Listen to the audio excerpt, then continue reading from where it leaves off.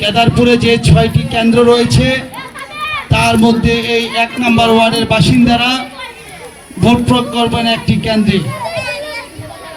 আমরা এটাও জানি যে কেদারপুরবাসীরা অনেক প্রাকৃতিক দুর্যোগ, বিভিন্ন ঝড় বৃষ্টি তুফান নদী ভাঙ্গা কবলিত এলাকার বাসী।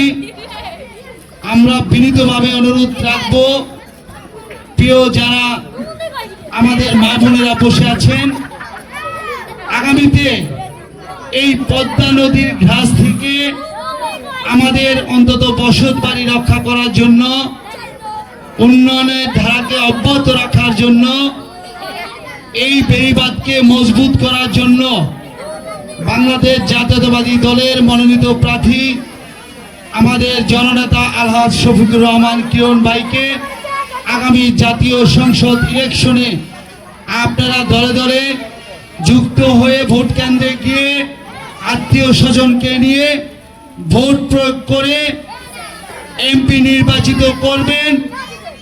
এরপরে আমরা ইনশাআল্লাহ কেদারপুরের মধ্যে নড়িয়া উপজেলা বিএনপির অনেক নেতৃবৃন্দ রয়েছে, ইউনিয়ন বিএনপি নেতৃবৃন্দরা আপনারা চিনেন, যুবদল, ছাত্রদল, স্বেচ্ছাসেবক দল যারা আছে তারা আশা করি এই কেদারপুরবাসীর জন্য আপনাদের পক্ষে ভোট প্রয়োগ করার পরে স্বতঃস্ফূর্তভাবে যখন এমপি হবে, আশা করি আমাদের নেতা মন্ত্রী হবে, আপনাদের এই দুর্যোগ থেকে, এই পদ্মা নদীর ঘাস থেকে মোকাবেলা করার জন্য সর্বপ্রথম সার্বিক সহযোগিতা রাখবে এই কেদারপুরের নেতৃবৃন্দরা।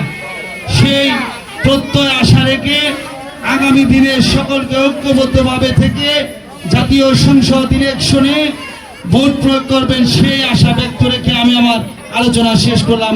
আল্লাহ হাফেজ। বাংলাদেশ জিন্দাবাদ।